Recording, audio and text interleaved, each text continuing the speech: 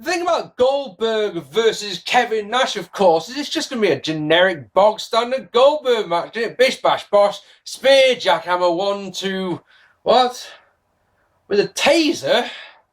Ah, for goodness sake.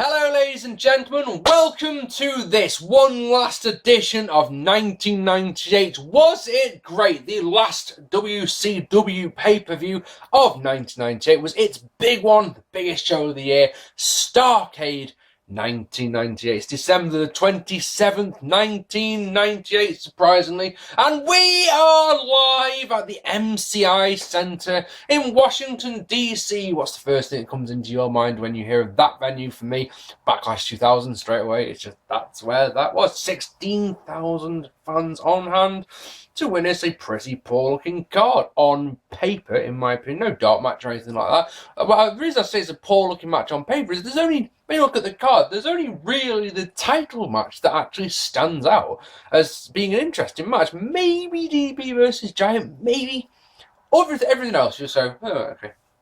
So, first things first, my version has Spanish commentary on, over the top of Tony Schiavone and the lads. So you've got them both talking at the same time, which means, of course, is that you can't make out what either of them saying, which is lovely. I think, this may be a guess, but I think Tony says that the Four Horsemen are banned from ringside during the Eric Bischoff versus Ric Flair match coming up later on tonight. I bet you can't wait for that one, can you? We get an ad for WCW on QVC, which I'm sure was lovely. Before we go on, Gene Mean. Before we go to Gene Mean, Joe, when we go to Mean Gene, the Spanish commentary has stopped. That's good to know. Mean Gene shills the hotline. Then one more thing before we start proper. Before we go on to this pay-per-view, Buyrate for this one, it was quite large, especially when you compare it to WWF's Rock Bottom. Rock Bottom, I talked about this on the last episode, headlined by Stone Cold Steve Austin versus The Undertaker in a Buried Alive match, did 287,000 buys. WCW was still hot enough at this point to convince 460,000 people to buy this one, a 1.15 buy rate for the pay-per-view, which is really impressive, I think, genuinely. Nash and Goldberg outdrew Austin versus Taker. Think about that. So, Billy Kidman defeating Juventud, Guerrero and Rey Mysterio Jr. in a good triple threat match to retain the Cruiserweight Championship to start us off. So there's there's continuation of the friction between Rey Mysterio and the El Guerrero that we saw from last time. There's a sign in the crowd that says, "Reform the Outsiders." A few more weeks there, fella, and you'll get what you want. So, we'll go through this one because it's a good match. After some back and forth, including a really nice tilt-a-whirl backbreaker by Rey, we get a funny spot as Kidman and Rey go at it. Juvi mocks him and then gets beat to a big pop. If you're wondering what I'm on about, it's the Vengeance 2002 triple threat one. A good one. You've got two people, jaw jacking, and then you've got the third one going, hey, what about me? And then he gets beat. It's always funny. Double wheelbarrow bulldog by Juvi looks great. Match is fast-paced, full of great moves, and unsurprisingly, at the start of this one, they stay mostly on the mat. Juvi hits a springboard clothesline though, and there's some lovely good double team moves in this one, as well as a Frankenstein off the shoulders by Juvi is a really good example of that. Kidman misses a splash, Rey moonsaults onto him for 2 in a great spot. Rey puts Juvi on the apron, then springboard harness him to the outside. I hope that makes sense. Rey picks him up in a sort of standard suplex position, puts him on the apron, and then holding onto his hand, he sort of jumps up onto the top rope, springboards onto the shoulders, round to the outside. Both men come down hard. Juvi comes down the back of his head. That looks really nice. Kidman gets a nice suplex over the ropes, followed by a guillotine leg drop for 2. Lovely powerbomb gets 2 for Kidman, who then hits an inverted wheelbarrow bulldog. If you can imagine, that one is one of those things that no way that I can describe. That's the best way that I can describe it. It's one of those, you'll have to go and look at it and come back to me and say, actually no, Marc, it was this, because that's the best I've got. Juvi gets a lovely backbreaker for 2, but Rey chucks him to the outside. He hits an assay moonsault to the outside, taking out a camera as he lands. Rana in the ring by Rey, who then gets a sweet Juvi driver. So Rey eats a sweet who then eats a sweet Hoovy driver for 2 as Kidman makes the save. Springboard Rana by Ray again gets 2. BK Bomb gets 2 for Kidman. Ray wants a Tornado DDT, which counters so that he and Hoovy end up on the outside, where Kidman, calmish-like, hits a shooting star press onto them for a big pop. And it's, one of those things we may have seen quite a few times since then, but this is a big spot for 1998. That looked really good. That is Eddy Guerrero's cue to come out as Kidman counters a sunset flip into a pin, but the referee distracted by Eddy. Ref turns to Ray. So Eddy rolls Kidman's sunset flip into a Hoovy cover. The ref in, but only gets 2 as Ray makes a save. But then Kidman quickly rolls up Hoovy to get the 3. Eddy Guerrero's on the outside thinking that he's got the right result. And he's like, when the music hits, just like, what? Eddy Guerrero gets in the ring, shouts at Hoovy, shouts at Ray. You're both rubbish, you're both weak. I have to do everything myself. I'm going to have to challenge Billy Kidman to a match at some point. And Billy Kidman had gone to the back while all this is going on. Fuck it, there's nothing to do with me. Comes back out and goes, look, if you want to fight me, there was no time like the present, is there? So let's fight. And Eddy Guerrero's like, no, I can't, because I haven't got my gear on. Or if I had my gear on, I'd kick your ass, but I haven't. And Kidman's like, no. If you want to face me so badly, I'm here, you're here, let's do it. So eventually, we get down to it. So kind of expecting this one to be more story. Kidman, of course, wrestled for 15 minutes in that opening contest.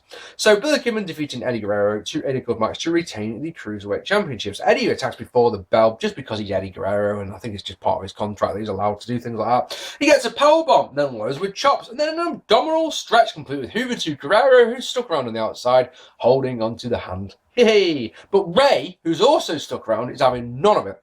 He breaks the move, and that causes Eddy to get into a shoving match with him. Kidman gets a head scissor and a drop kick to retain control, but Eddy clips the knee and then locks on a weird, but rather pretty weird, modified Boston single leg crab thing because he's Eddy Guerrero and he's great.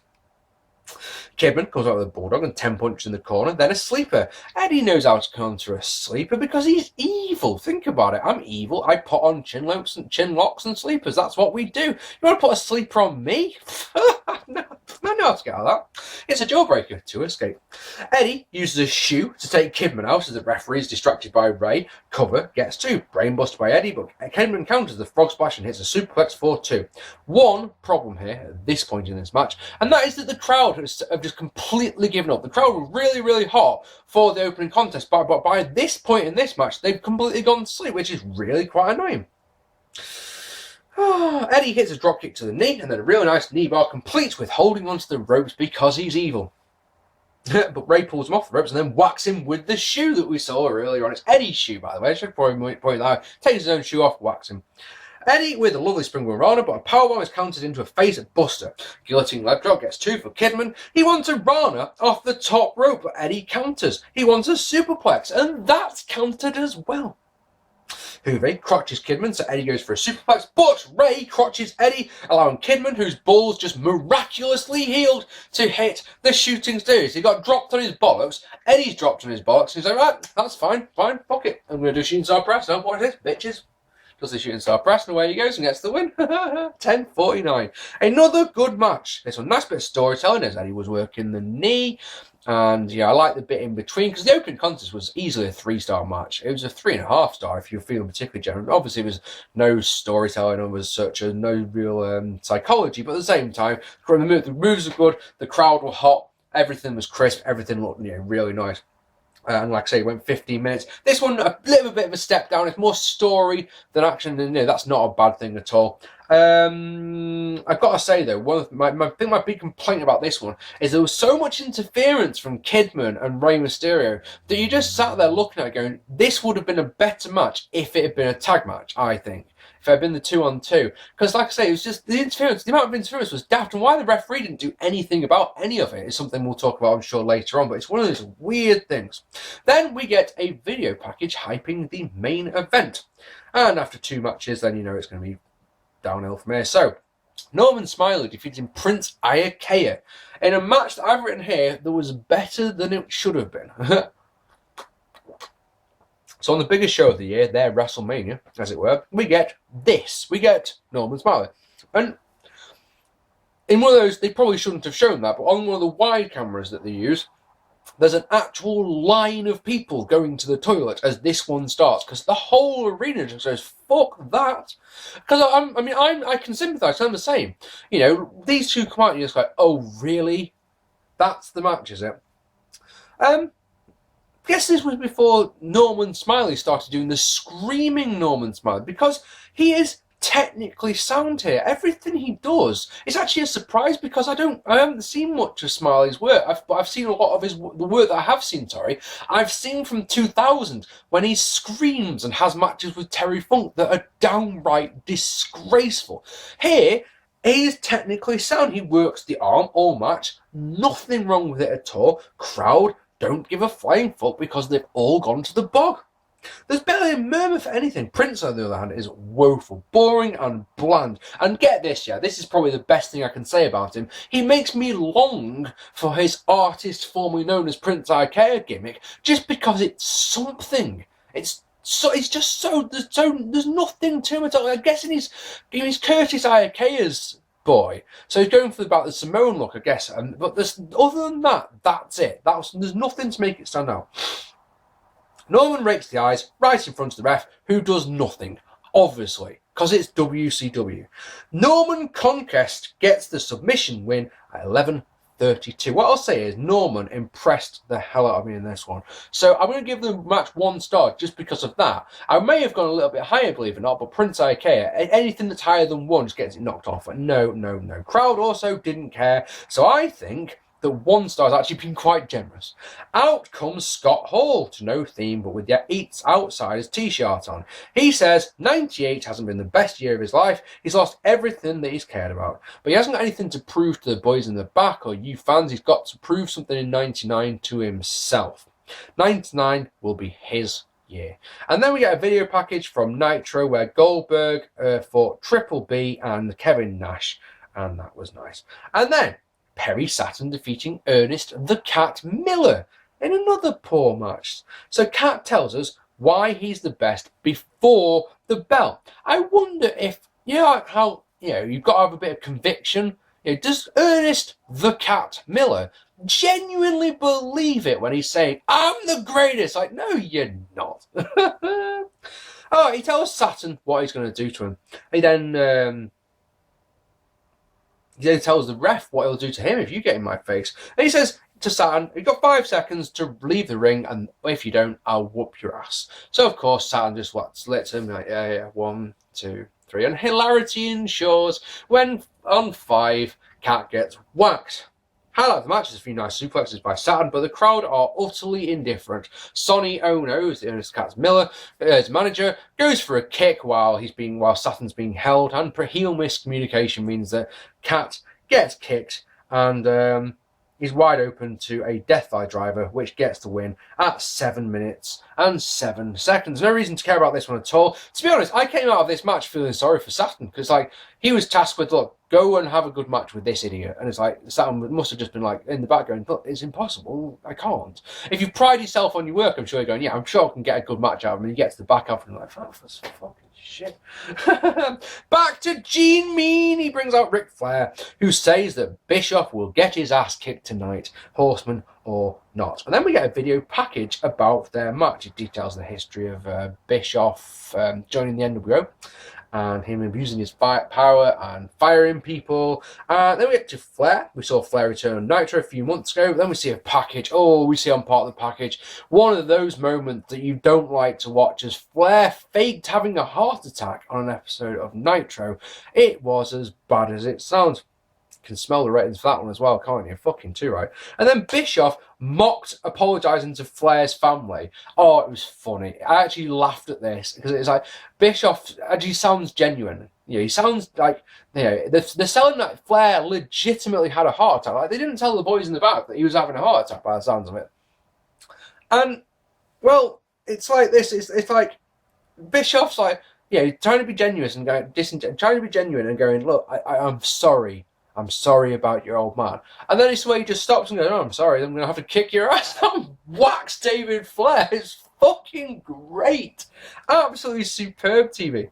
It's like the old Jeff Jarrett thing that the OSW guys love. It's like, I'm sorry I didn't do it sooner, sort of thing. It was one of those. It just made me smile. Then Scott Steiner and Buff Bagwell talk shit to Conan. Notice how there is no mention of any sort of Scott Steiner versus Rick Steiner match on the biggest show of the year after dicking us about with that storyline all year. Doesn't happen because fuck you, paying customer. You don't want to see it. No, you don't. Do you know what you want to see? You want to see a tag match. So we'll give you a tag match. We'll give you Scott Norton and Brian Adams defeating Fit Finley and Jerry Flynn in a rubbish match. So a third straight match that I couldn't give a flying fuck about. I only have time for one man in this match, and that's Fit Finley. Could care less about the rest. Fans seem to agree as they are silent for this one. I like how Mike Tenay talks about how Norton and Adams have been teaming together in a tag team tournament for New Japan. That is a nice little thing that adds to matches, I think. It talks about the experience. These two have been tagging together for ages, so therefore should be the favourites. It's nothing to do with the fact that Brian Adams doesn't know how to sell at all. The heels beat on Flynn to silence, and then they beat on Finley to silence. A pile driver gets nothing at all. No reaction. Nothing.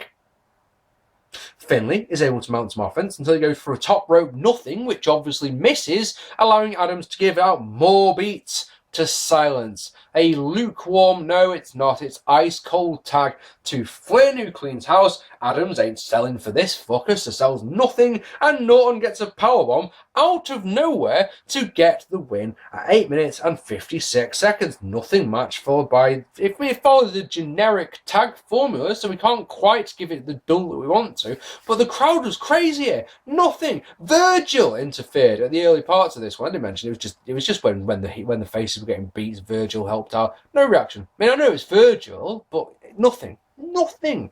Not like, hey ref, look at this guy. Nothing.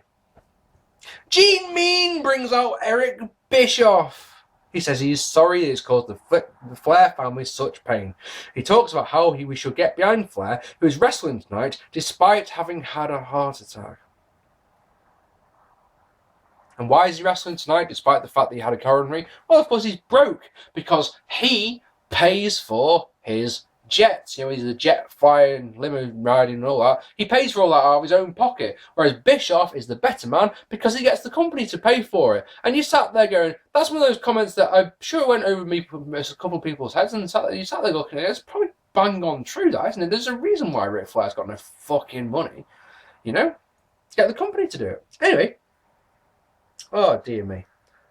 And then we get a video package on Jericho mocking Conan on Nitro a few weeks ago and putting a guy dressed as Conan, put him in the lion tamer and all that. So next up, Conan defeating Chris Jericho in a good match actually to retain the TV Championship. Conan beat Jericho for the belt a month or so ago. This is the rematch. Jericho has Ralphus with him, of course. He cuts a promo before the bell, mocking Conan some more, while someone holds up a "Shut Up and Wrestle" sign. I spot Stacy Kleebler in the audience. I'm not sure if she had signed by this point, but she looks amazing. Conan, right, this is an interesting one. This is a genuine hand-on-heart truth, right? I wrote on my notes, Conan cuts his usual shit promo before the bell. And then, I wrote that before Conan had come out. Conan comes out, cuts his usual shit promo. You're like, I didn't see that fucking coming now. So, this is a good match, actually. After some back and forth, we go outside and we brawl with both the ring post and the rail getting used. Jericho sets up the ring steps in strategic position on the outside. I'm sure nothing will happen in those. Inside, Jericho takes control of the suplex and a cocky cover for 2. He's an evil fucker still, so it's Chinlock City. Conan escapes. Jericho runs him down the kitchen sink, hits some chops, goes up top for a top rope nothing that does the trick, allowing Conan to come back with a rolling lariat and a spinebuster that gets transitioned into a jackknife cover for the 2. Jericho gets 2 off a lion salt. Conan bails, so Jericho tries a springboard splash off him to man 8 steps. It's one of those things, it may be predictable, but at the end of the day, Jericho's such a cocky prick that seeing him eat a face full of steps is actually quite satisfying, even if you saw it coming a mile away. When they moved the steps, you went, yep, someone's taking a spell onto those. I didn't care. I didn't mind at all. Lion Tamer gets countered, so Jericho turns it into a catapult. It's a nice little touch. Ref gets bumped, so Jericho uses the TV title. Referee arrives in time to count the cover, but only gets 2. An X Factor and a Tequila Sunrise get the submission win for Conan at 7 minutes and 27 seconds. And there's nothing wrong with this one at all. The crowd were more into this one than they had been for the last 3 matches put together. Jericho definitely over with the crowd, and people seems to like that opening spiel that fucking Conan does, even if no one seems to know what he's saying. If anything, and Mr. Nitpicking must come out here, but if anything, I'd say this was too short. It was only 7 minutes. It was just starting to get warmed up. If this had been a 10-minute match, I probably would have given it higher than the 2 stars that I'm going to give it. In the back, the Giant shouts at Lee Marshall for reasons, and then Eric Bischoff defeated Ric Flair in an okay match. And I've got written on my notes here, ... Of course he did. Because it's like, no, Ric Flair wouldn't win this big grudge match, would he? Horseman had banned some ringside, but the NWO on. So it's one of those, oh, I wonder who's going to win this. You know? Flair belts it to the ring because he's pissed off with Bischoff. You made my life hell for months. Bischoff tries to bail, but fails and gets beat. And then when he goes into the ring and he gets beat. Usual Flair offense, you know what I mean. Bischoff claims his knee is hurt, which is a silly thing to say for someone like Ric Flair, whose signature move focuses on your legs. Bischoff comes out with a kick and then takes control for a while with some punches and a kick that busts Flair open. This makes him mad, so Flair goes low 3 times to take back control. There's something oddly satisfying about seeing Bischoff kicked in the bollocks, but I'm pretty certain that a low blow is a disqualification, you know? I'm pretty certain of that. Ref pulls the shirt off, lays in some chops. Ref gets knocked down while Flair is laying in some corner punches. Flair hits a back suplex and a vertical suplex, and it's time for the figure 4. Bischoff flails around madly, until Curt Hennig comes out, gives him some brass knucks.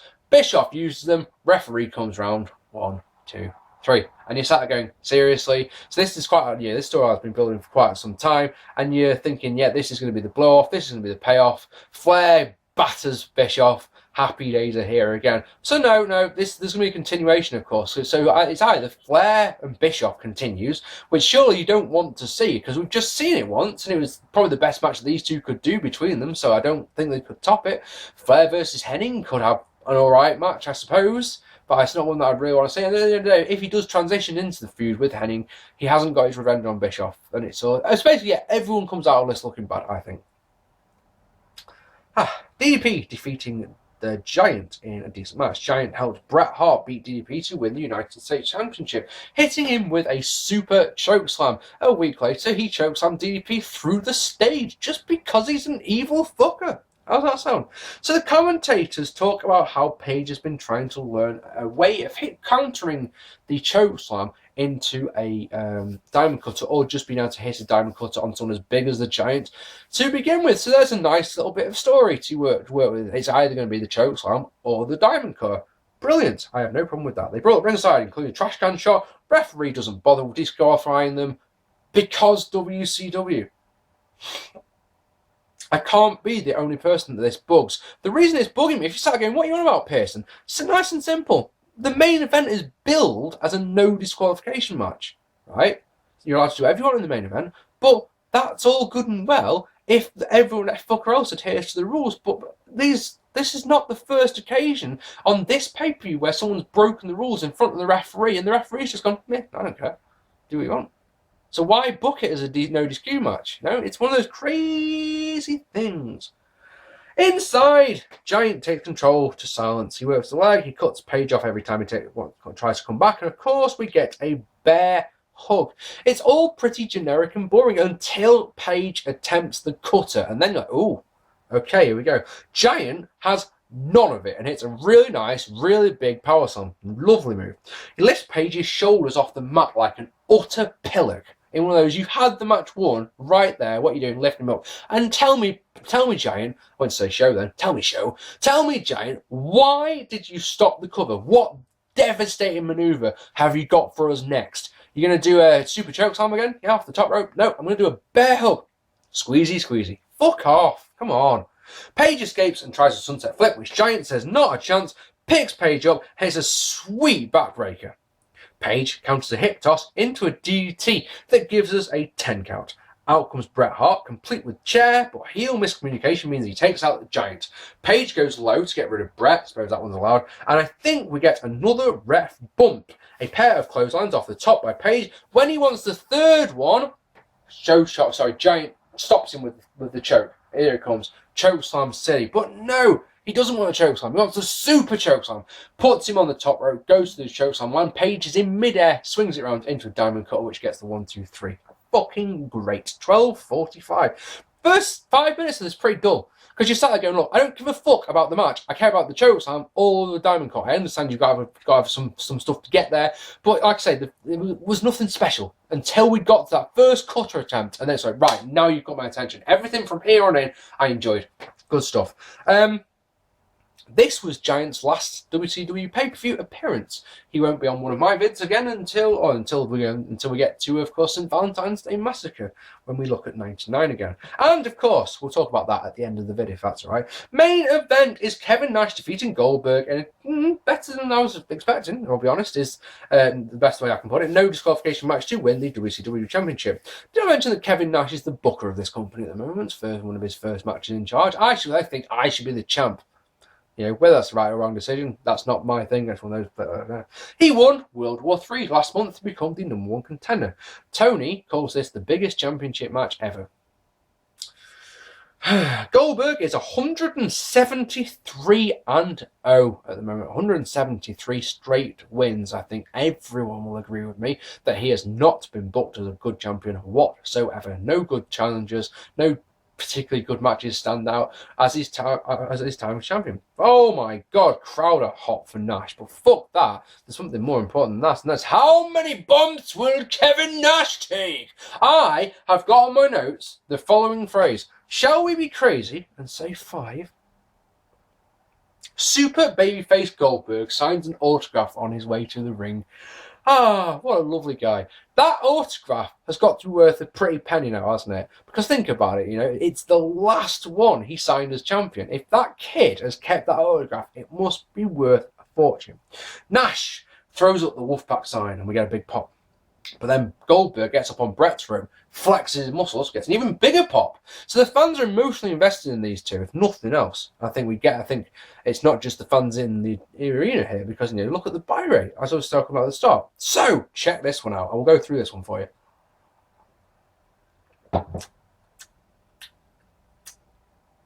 Lock up. Nash gets a side headlock on, but gets suplexed. There's one.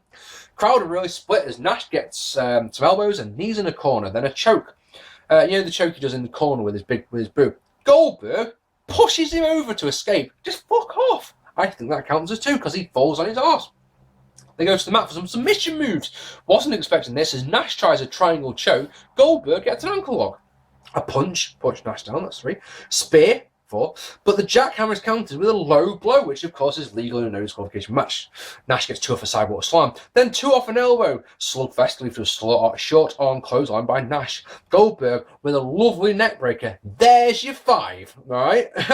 And a nice butterfly suplex, that's 6. That gets 2. Standing sidekick, that's 7 by Berg, followed by a power slam, that's 8. And a spinning heel kick, that's 9, put him down.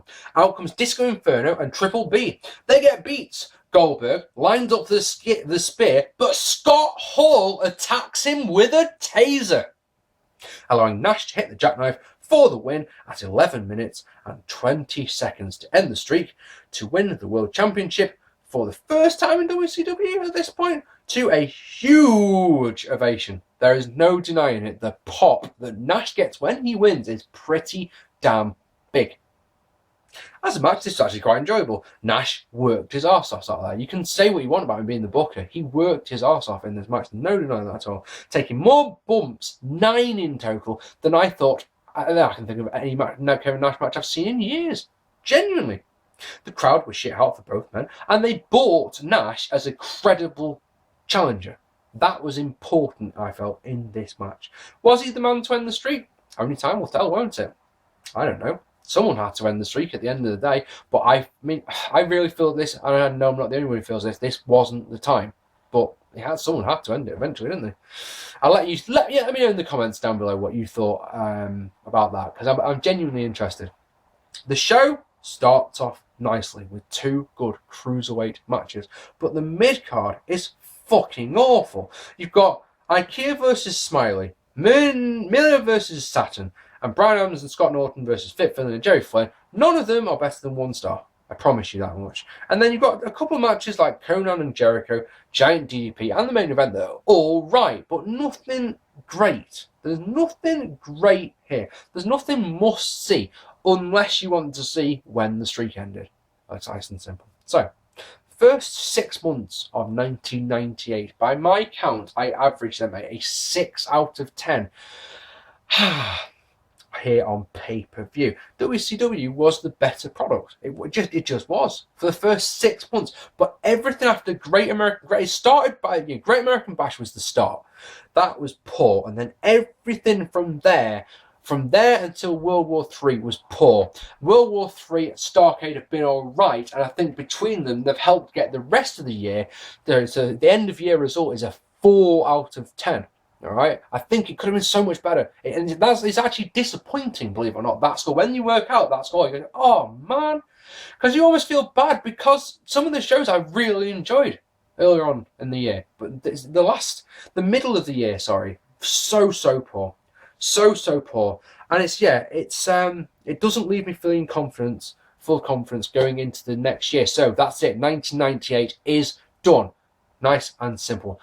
Some of you may not know this, but a long time ago, 5 years or more, I reviewed 1999. I called it 1999 Sucks, because it's my genuine belief that on pay-per-view, the WWF it may have been the best product in the business, and Raw's ratings reflected how people thought of it. I think on pay-per-view, 1999 was particularly shit for the WWF. What I've decided, because I didn't finish the series, I didn't do all the shows, for some reason I never reviewed WrestleMania 15, for example. What I'm going to do is this year, 2015, I'm going to go back and I'm going to call the series 1999 Sucks Revisited. I'm going to do the whole year for both WCW and the WWF. May throw some ECW in there as well. So look forward to that, which means, of course, we're going to start off with the Royal Rumble 1999 from the WWF in a few weeks' time. I'm sorry this one was a whole couple of days late. It's been Christmas, come on, I'm allowed.